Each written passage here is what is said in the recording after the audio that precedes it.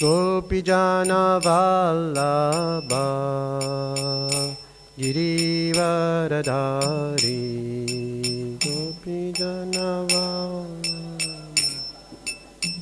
Girivaradhari Yashodanandana Braja Jana Ranjana Yashodanandana Jana Ranjana Jamuna Tira Vanachari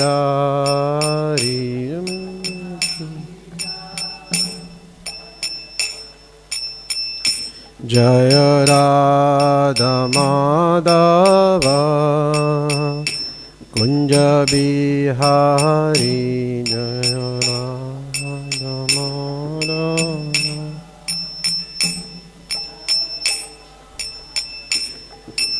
Gopijana Vallabha Girivaradhari Gopijana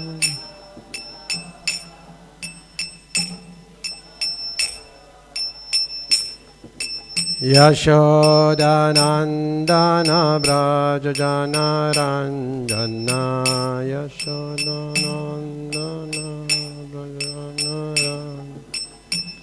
Jamuna Tira Vanachari Jamuna Tira Vanachari Jaya Radha Madhava Kunja Bihari Jaya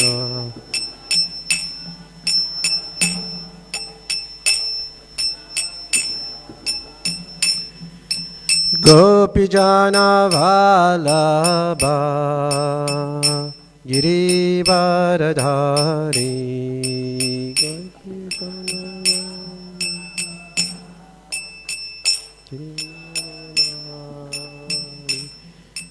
Yashodanandana Braja Jana Ranjana Yashodanandana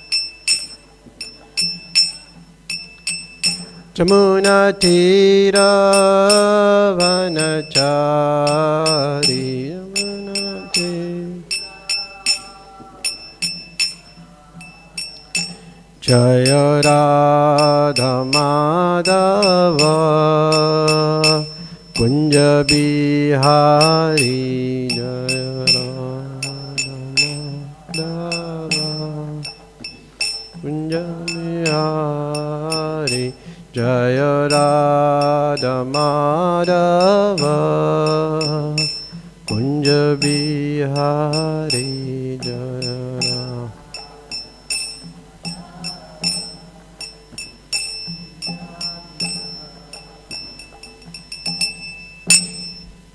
Jayam Vishnupad Paramahamsa Pravijacharyo Astoru Shishimat His Divine Grace A.C. Bhaktivedanta Swami Prabhupada Ki Jayam Vishnupad Paramahamsa Pravijacharyo Astoru Shishimat His Divine Grace Bhakti Siddhanta Saraswati Goswami Maharaj Prabhupada Ki Anantakoti Vaishnav Vrinda Ki Nama Acharya Silaridas Thakur Ki प्रेम से कहो श्री कृष्ण चैतन्य प्रभु नित्यानंद श्री अद्वैत गदाधर शिव सरी गौर भक्त वृंद की श्री श्री राधा कृष्ण गोप गोपीनाथ श्याम कुन राध कुन गिरि गोवर्धन की वृंदावन नवदीप धाम की गंगा माय जमुना माय की भक्ति देवी तुलसी देवी की साम बेट भक्त वृंद की निताय गौर प्रेमानंदे all glories to the assembled devotees.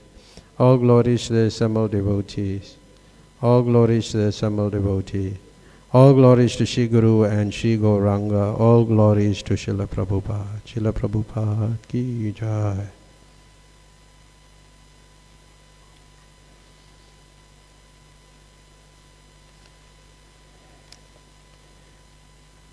Om Namo Bhagavate Vasudevaya.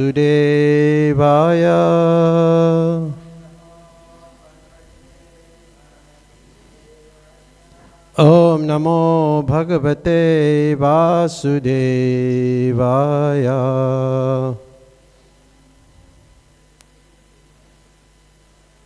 Om Namo Bhagavate Vasudevaya.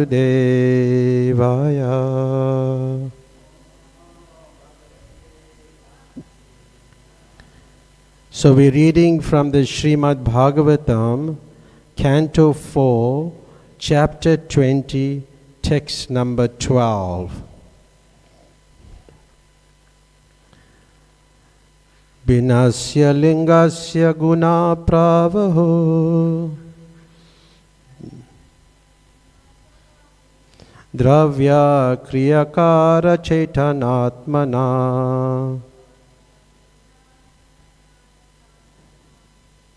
drishta susampatsu vipatsa surayo na vikrayante mai bada sohirda binasya lingasya guna pravaho dravya kriyaya karaka chaitanatmana Dishta susampatsu vipatsa surayo na vikrayante mai bada soridha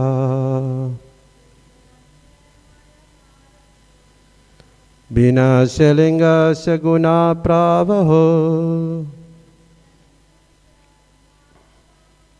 dravya kriyakaraka chaitanatmana drishta susampatsu vipatsa surayo na vikrayanti mai bada sohirda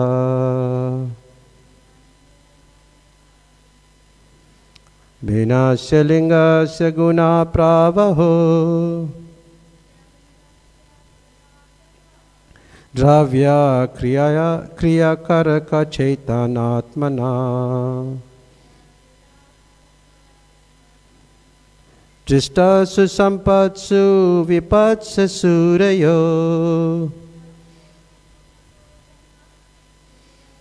na vikrayanti mai bada sohrida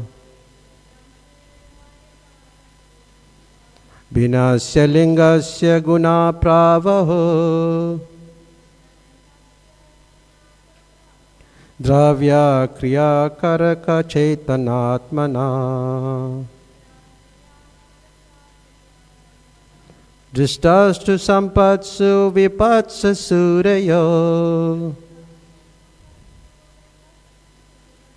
na vikrayante mai bada sohridha.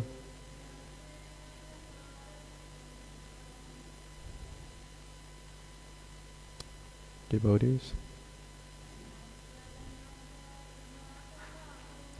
Binasya lingasya guna pravaho dravya kriyakaraka chaitanatmana drishtasu sampatsu vipatsa surayo na vikrayante mai bada sohridha binasya lingasya guna pravaho dravya kriyakaraka chaitanatmana drishtasu sampatsu vipatsa surayo na vikrayante maya bada sohridha. We'll do the word for word. Binasya, different. Lingasya, of the body. Guna, of the three modes of material nature. Pravaha, the constant change. Dravya, physical elements. Kriya, activities of the senses. Karaka, demigods. Chaitana, and the mind. Atmana, consisting of. Dristasu, when experienced. Sampatsu, happiness. Vipatsu, distress. Surayo, those who are advanced in knowledge. Na, never. Vikrayante, becoming disturbed. Mai, unto me.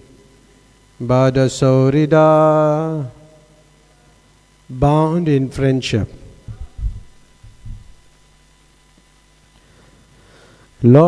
Translation. Lord Vishnu told King Prithu, my dear king, the constant change of this material world is due to the interaction of the three modes of material nature.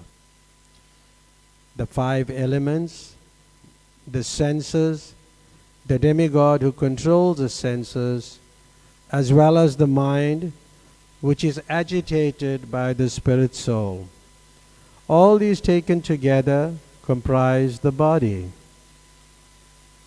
Since the spirit soul is completely different from the combination of gross and subtle material elements, my devotee who is connected with me in intense friendship and affection, being completely in knowledge, is never agitated by material happiness and distress. Purport by His Divine Grace A.C. Bhaktivedanta Swami Prabhupada. The question may be raised that if the living entity has to act as the superintendent of the activities of the bodily combination, then how can he be indifferent to the activities of the body? The answer is given here. These activities are completely different from the activities of the spirit soul of the living entity. A crude example can be given in this connection. A businessman riding in a motor car sits in the car, supervises its running, and advises the driver. He knows how much gasoline is used up, and he knows everything about the car, but still is apart from the car and is more concerned with his business. Even while riding in the car, he thinks of his business and his office. He has no connection with the car, although he is sitting there. As the businessman is always absorbed in thought of his business, so the living entity can be absorbed in thoughts of rendering loving service to the Lord. Then it will be possible to remain separate from the activities of the material body. This position of neutrality can be possible only for a devotee. The word Bada Sohirda, bound in friendship, is particularly used here. Karmis, Jnanis and Yogis cannot be bound in devotional service. Karmis fully engage in activities of the body. Their aim of life is to give comfort to the body only. Jnanis try to get out of the entanglement by philosophical speculation, but having no standing in the liberated position. Because they do not take shelter under the lotus feet of the Lord, they fall down from the exalted position of Brahman realization. Yogis also have a bodily concept of life. They think they can achieve something spiritual by exercising the body through dharana, asana, pranayama, etc. A devotee's position is always transcendental because of his intimate relationship with the Supreme Personality of Godhead. Therefore, to remain always aloof from the actions and reactions of the body and engage in one's real occupation, namely rendering service to the Lord, can be possible only for devotees. The translation again. Lord Vishnu told King Prithu, "My dear king, the constant change of this material world is due to the interaction of the three modes of material nature.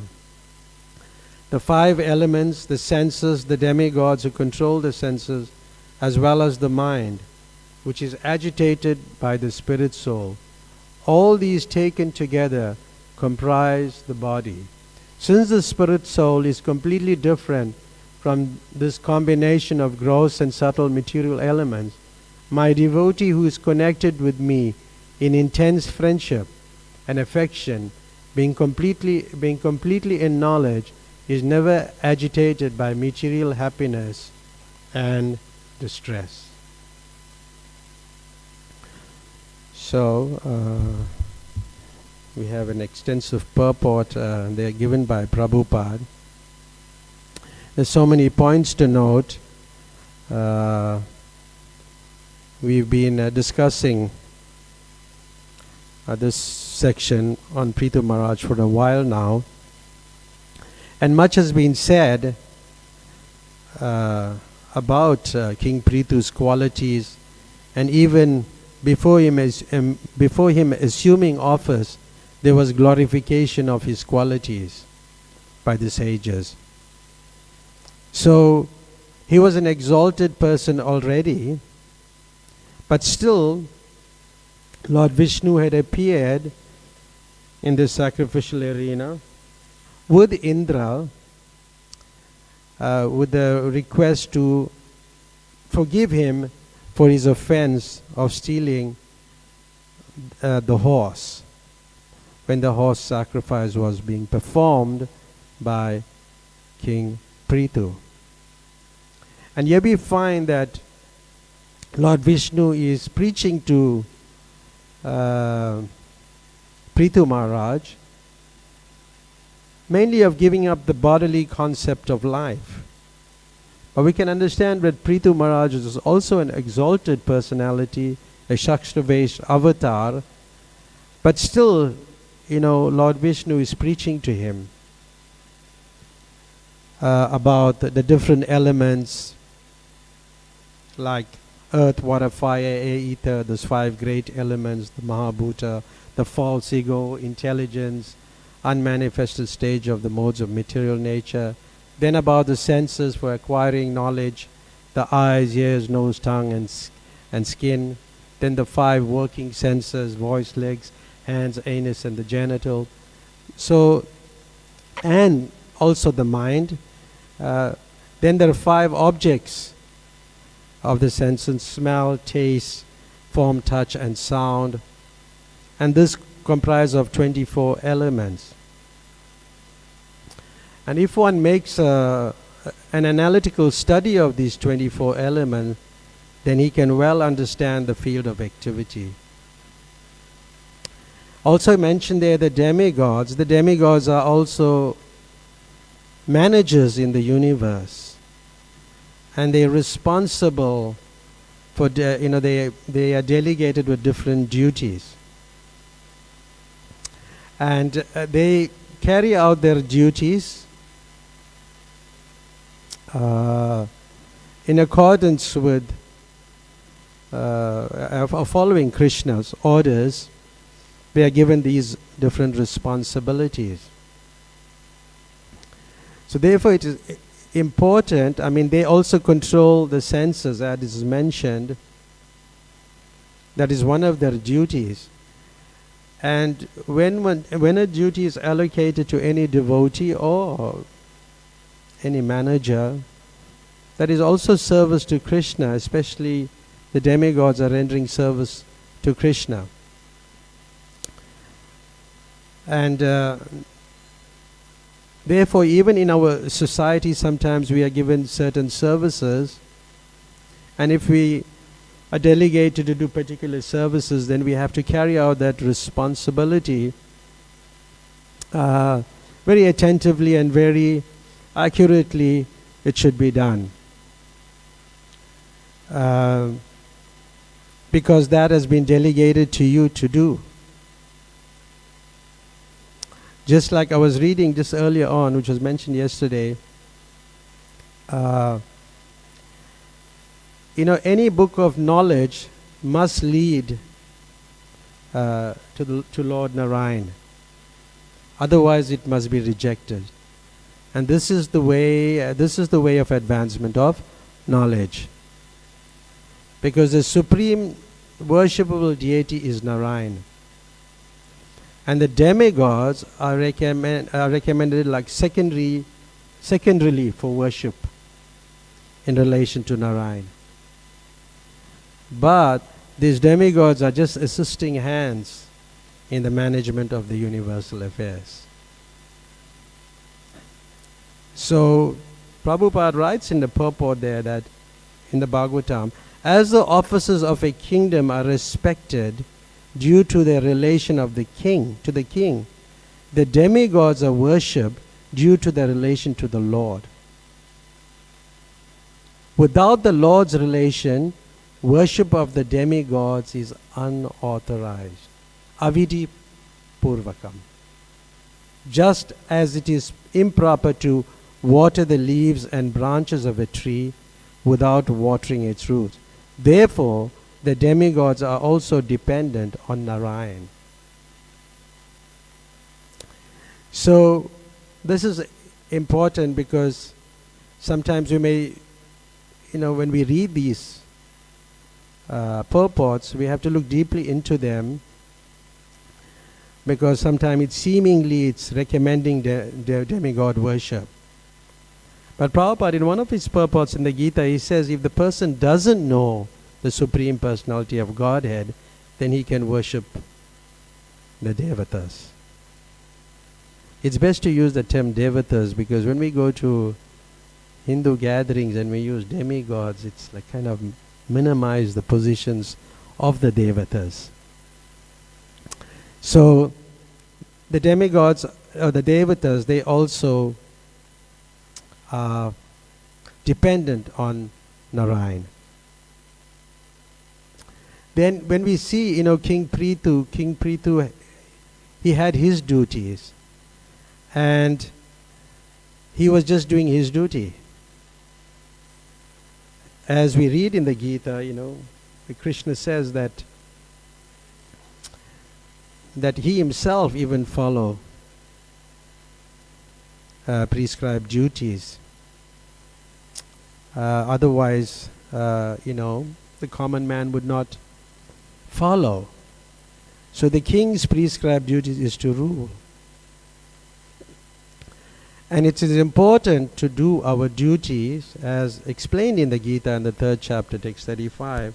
It is far better to discharge one's prescribed duties, even though faultily, than another's duties perfectly.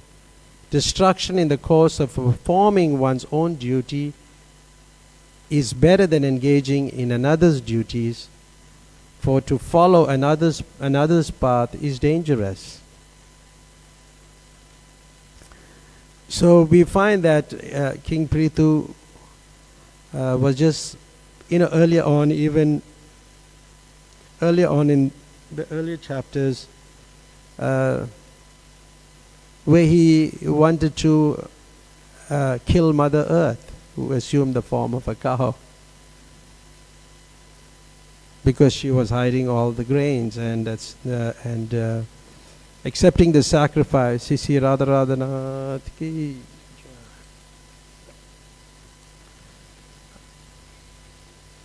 Accepting the sacrifice but still hiding the seeds and grains, and the people were starving and suffering. So he was just performing his prescribed duties. And in the purport, Prabhupada says that one should therefore discharge his prescribed duties in full Krishna consciousness rather than those prescribed for others. Therefore, it's important that when somebody is given a service, even in our own institution, then he just follows that particular service, although he may be more competent in other services. You'll say, oh no, he loves book distribution, let him go and do books. No, it's not like that. It is important to perform your own duties with the awareness of Krishna or God, rather than trying to fulfill the duties assigned to someone else. So that is important.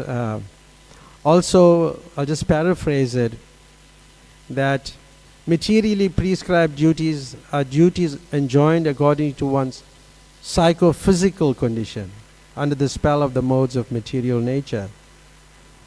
So it's dependent on one's psychological and physical makeup, and it's also influenced by the three modes of nature: goodness, passion, and ignorance. But then there's also spiritual duties as ordered by the spiritual master, and that is transcendental to Krishna, transcendental service to Krishna. So we can understand that the spiritual duties come from the guidance of the spiritual teacher and are focused on serving Krishna beyond material concerns.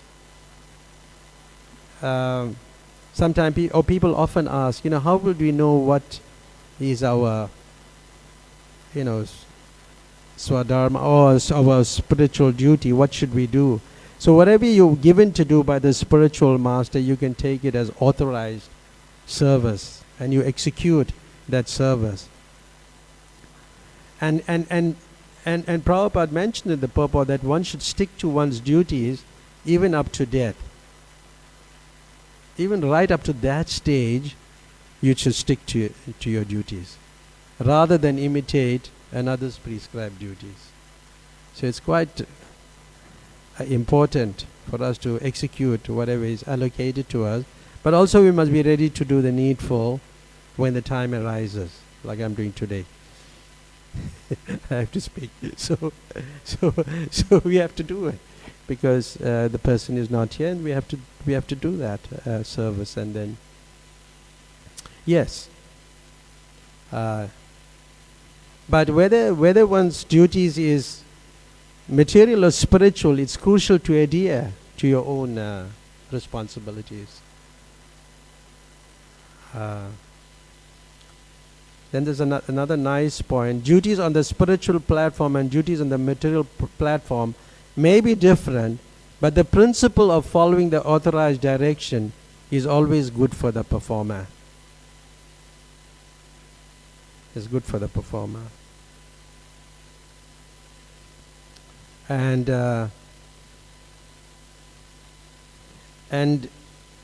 I'll just paraphrase the balance of what is being said. In the material state, it is important to adhere to rules suited to your specific nature and situation rather than imitating others. For example, a Brahmana is in the mode of goodness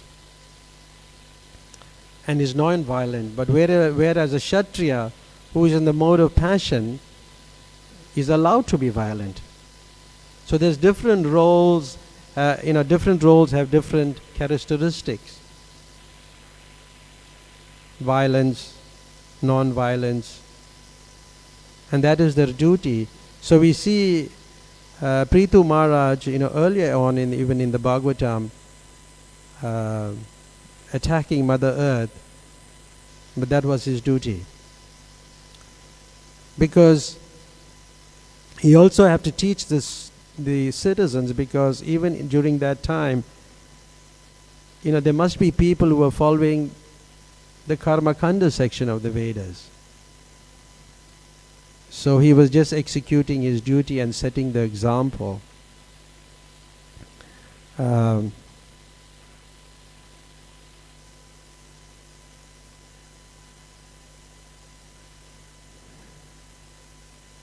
the last point in that purport of the Bhagavad Gita, talking about prescribed duties. However, when one transcends the modes of material nature and is fully situated in Krishna consciousness, he can perform anything and everything under the direction of a bona fide spiritual master. And this is very important for us to note. So, it's not so easy to transcend the modes of material nature. You have ignorance, passion, goodness. And to acquire knowledge, one must be in the mode of goodness to acquire knowledge. But there are obstacles also to be in the mode of goodness. Because when you become very knowledgeable, one can become very proud, so that becomes an obstacle. The other obstacle is when one is in the mode of goodness, then he becomes very happy. And then becoming very happy, then he becomes content to be on that level. So he cannot transcend the modes of material nature. So it's important to transcend the modes of material nature and come to the level, to the spiritual platform of pure goodness. So we are meant to rise from these material modes. And we find that even Vishwamitra was originally a Kshatriya, but later he acted as a Brahmana. And Parsuram, who was a Brahmana, later acted as a Kshatriya.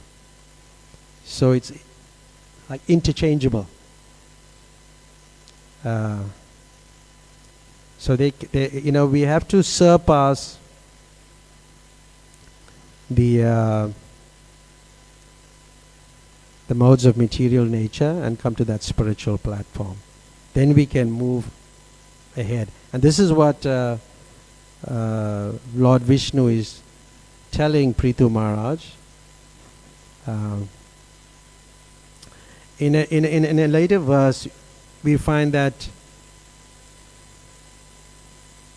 Prithu Maharaj was praying for the benediction for at least 1 million years, so that he could hear the glories of the lotus feet from the mouths of pure devotees. And but the horse sacrifice is dealing with the lower levels of the Vedas. The Karmakanda section of the Vedas, and then you see Prithu Maharaj is praying for millions of years to able to hear the glories of the Lord. So he knew that what's the main thing to do to go back to Godhead, or the main process to go back to Godhead was hearing. And hearing is such an important quality. It's not easy to hear philosophy.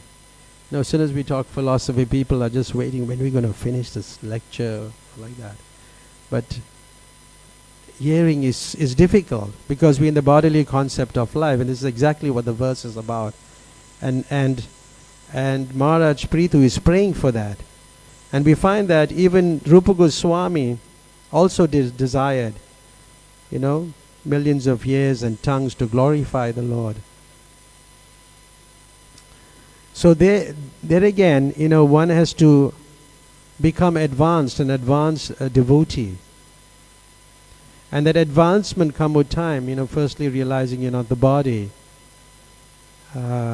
Especially this type of topic, when we speak about you're not the body, it may not be so palatable for many people to hear, right? But these are the words of Krishna. It's coming from the Bhagavad Gita. So it must be palatable. It must be sweet to hear all the time. You're not the body, but you're spirit soul. And in a verse in the Chaitanya Charitamrita,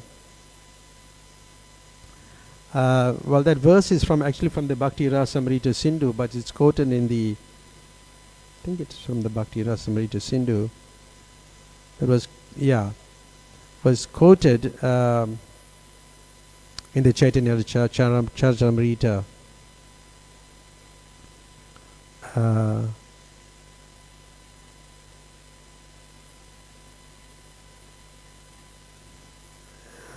forget.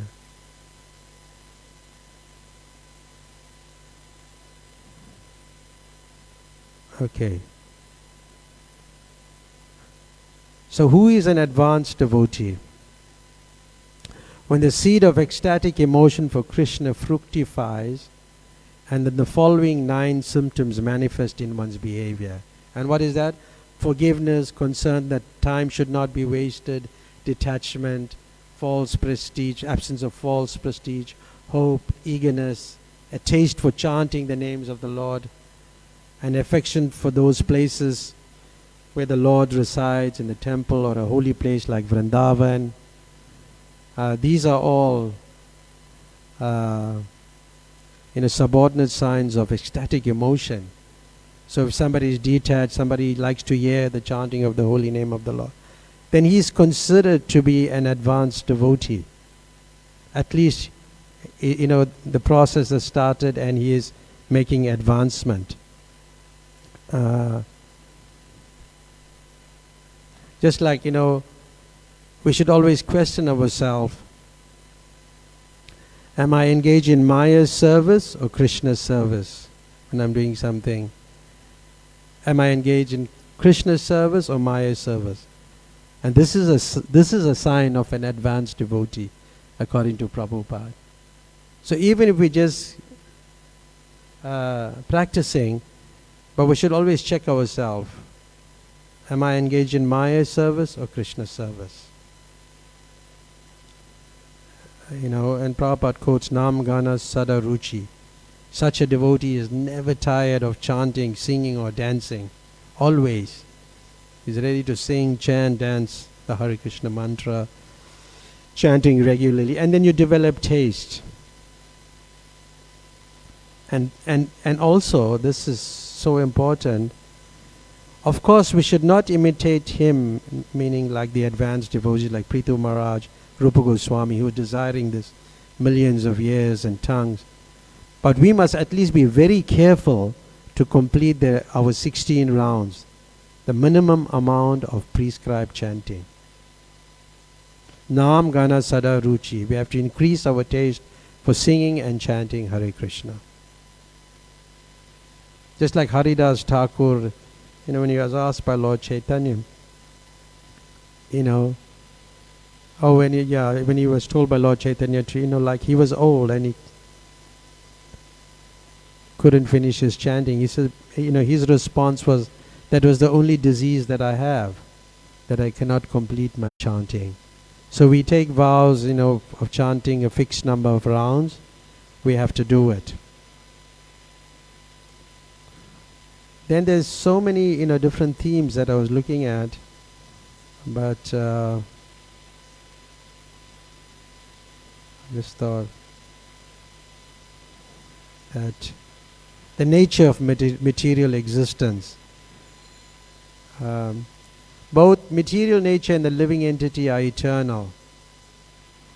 And I was wondering how, but then Prabhupada qualified. He said they existed before the creation of the cosmos. So material manifestation arises from the energy of the Supreme Lord, and the living entities are considered to be superior energy compared to material nature. So we know that how creation takes place, and how the living entities also exist in the Supreme Lord, but due to their conditioned state they become averse to the Lord, or averse to serving Him. Yes.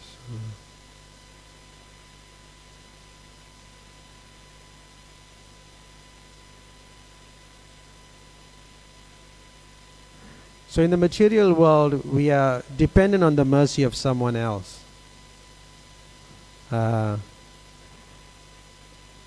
It's an utmost sign of misfortune if we're dependent on the mercy of just gross materialists. But in the case of devotees, they are dependent on the transcendental relationship with the Lord. And therefore we are considered to be fortunate because we connected to the Lord and we become dependent on Him. And sometimes, we have this disease of becoming independent of everything. And independence is not good, in the sense that if we're not dependent on Krishna and we think we can do everything on our own, by our own endeavors, that may not be so good for a devotee. Because at all times, we are also under the stringent laws of material nature. There's an interesting point that I was going to make, that was, I think,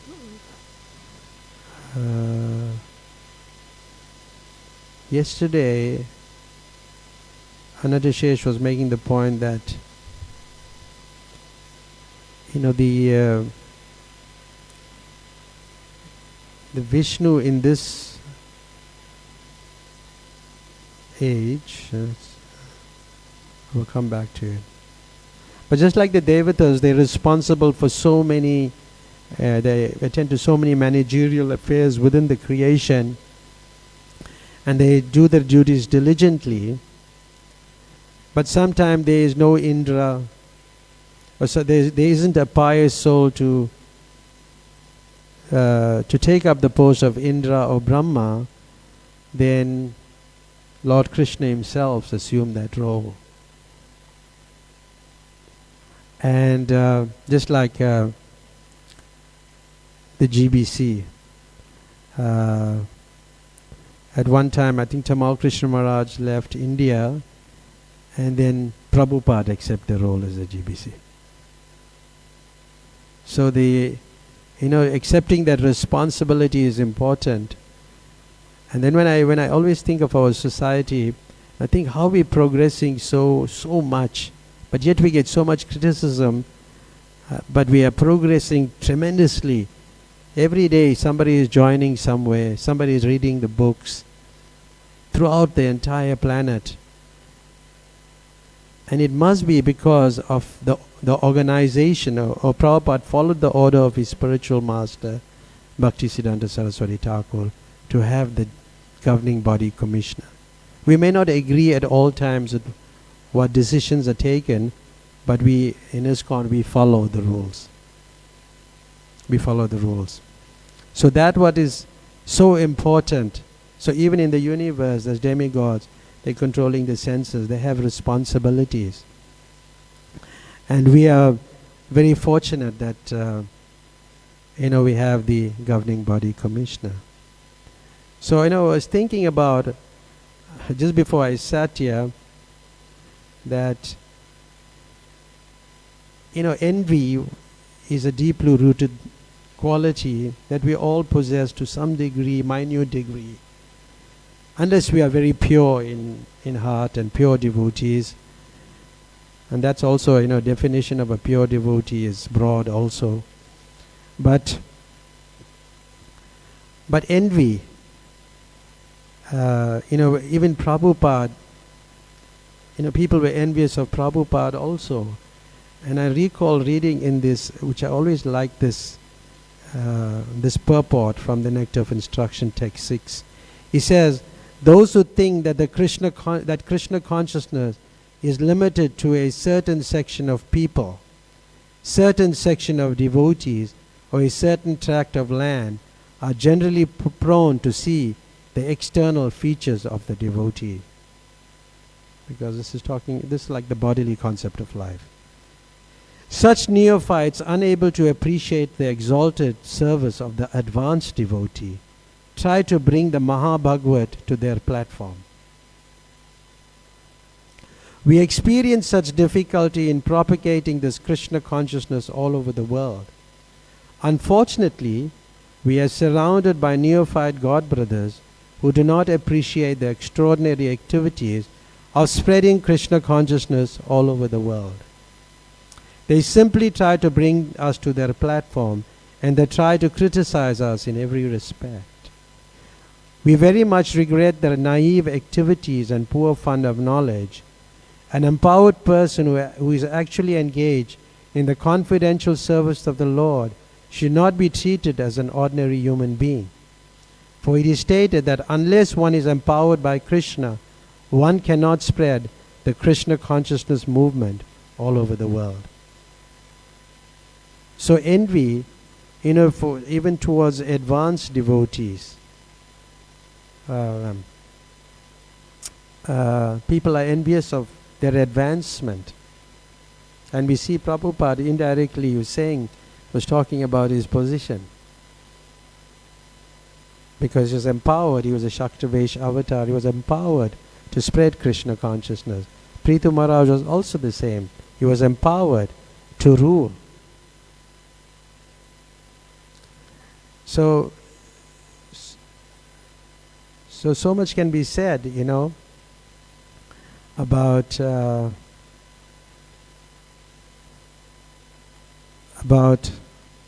Prithu Maharaj and Srila Prabhupada. Another point, and the purport was talking about friendship. Just like we have friends. And the best friend is Krishna. The best friend you can have is Krishna. Because he will never let you down. Like sometimes we are advising our friends because of envy. We may advise them to a point where they don't surpass us. And that happens sometimes, even because we are envious. We don't want somebody to be better than us. So same how Indra, he didn't want Prithu Maharaj to be better than him by doing 100 horse sacrifices. And as one becomes purer, then he can become a good friend of others, of other souls, and he can guide them properly without envy. Envy, according to Prabhupada's understanding, is when you don't like somebody. That's envy. And sometimes you find that even people just you don't know the person, you just don't like that person. When you look at him, how he's dressed, or maybe you just don't like him. So that's envy.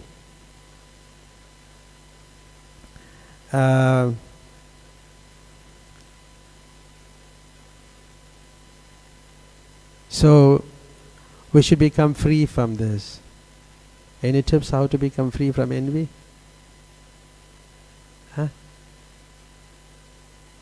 How to become? To serve. Yes, to serve. Yeah, even in service we may not want to give everything to it, because one kachori is there and man, just one kachori is there now, thinking, should I give him half? Or there's one devotee, when he first came to the movement, somebody served him half a kachori and he was very upset. He went home and he learned how to make kachoris. Yeah, he just mastered it. Yeah. Because he was, like you serve very freely. Or you serve how much the person wants, but kachori, at least he'll want one. At least he'll want one. So yes, so like by service, we can become free. And also by glorifying others for their abilities. If somebody, like has some talent that is given by Krishna and they're using it in Krishna's service, you glorify them. Even materialists, because all the talent is coming from Krishna. So we glorify them for their talent. But they're misusing it to a certain extent. But by glorifying them for their talents, we become free from envy by giving credit where it's due. Like that we become free. There's so much when I say. We've got 7 minutes.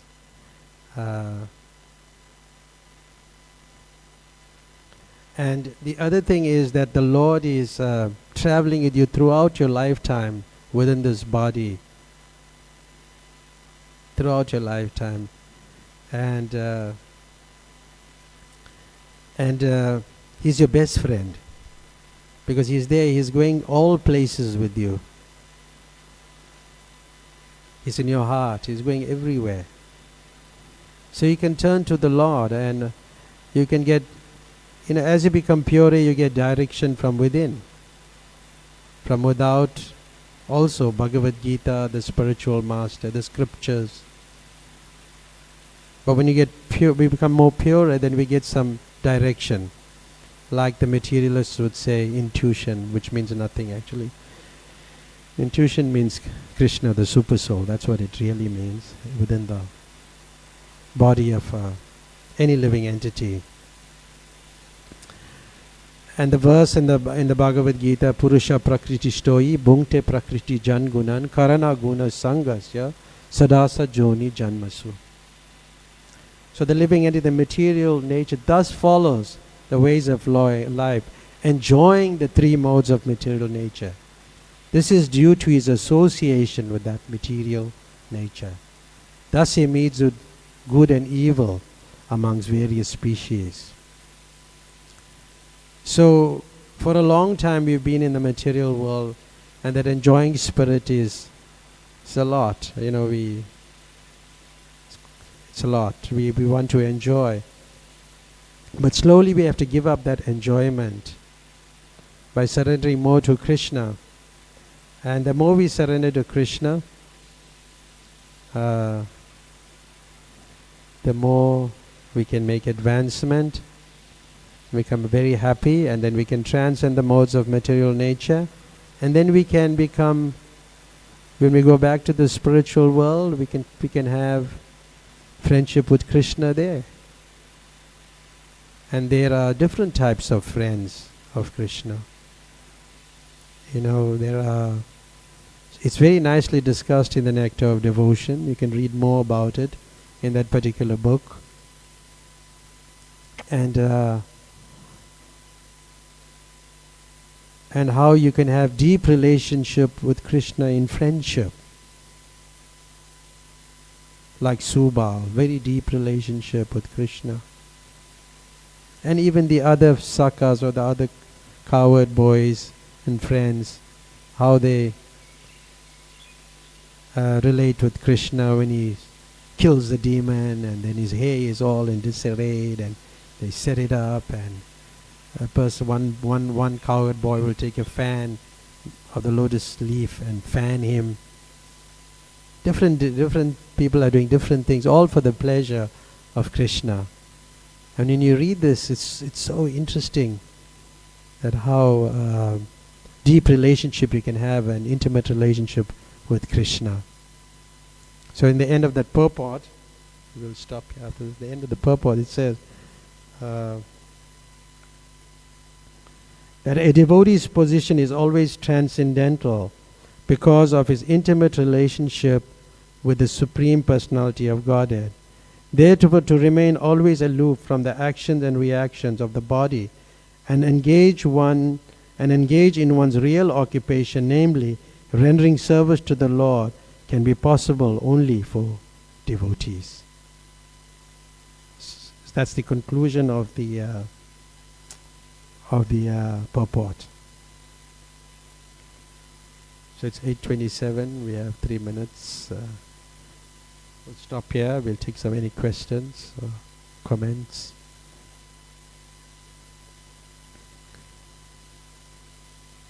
Jai Srila Prabhupada ki Jai. Srimad Bhagavatam ki Jai. Hare Krishna.